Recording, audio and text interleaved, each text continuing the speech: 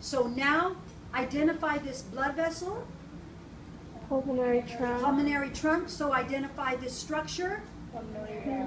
Pulmonary semilunar valve. Let's say the full name. Pulmonary semilunar valve. And then, can you see this blood vessel that has this characteristic angle?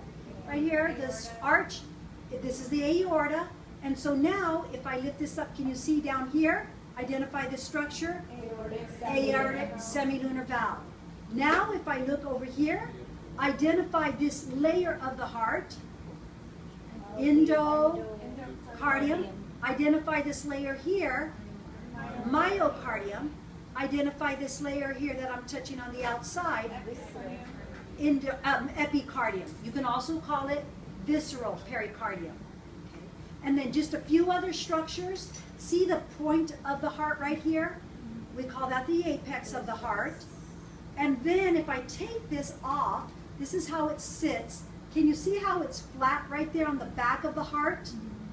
This bottom back flat part of the heart is called the base of the heart.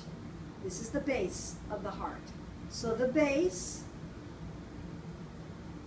the apex, endocardium, myocardium, epicardium or visceral pericardium, pulmonary semilunar valves, aortic semilunar valves.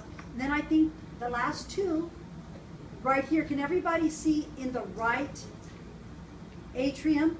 You have this hole, and this hole in the right atrium is called the this is the fossa ovalis. This is called the coronary sinus. Sorry, tired. Coronary sinus, and it's a hole where all of these blood vessels right here. Can you see these veins? They're draining blood from all of these cells of the heart, and they dump it here into the coronary sinus. And then this other one, you're correct, Raphael, it looks almost like a thumbprint. This white structure, that is the fossa ovalis. And what it is just a remnant. In the fetus, there's normally a hole between this right atrium and this left atrium. If I stick my fingers in between the two, there is a hole. And as soon as the baby takes its first breath, that hole closes with a membrane, and what's left there is what we call the fossa ovalis. So when babies have a hole in the heart, is that where it is, it stays open?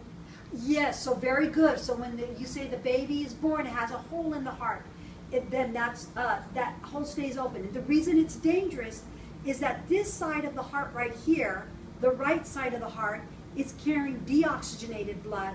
The left side is going to carry oxygenated because it's the blood that's coming back from the lungs where it's picked up oxygen. So if they're mixing, you're going to now start to mix your oxygenated and deoxygenated blood. And so the blood that reaches the tissues is not fully oxygenated, and it's usually not enough to keep those cells alive. So that's why it can be very dangerous.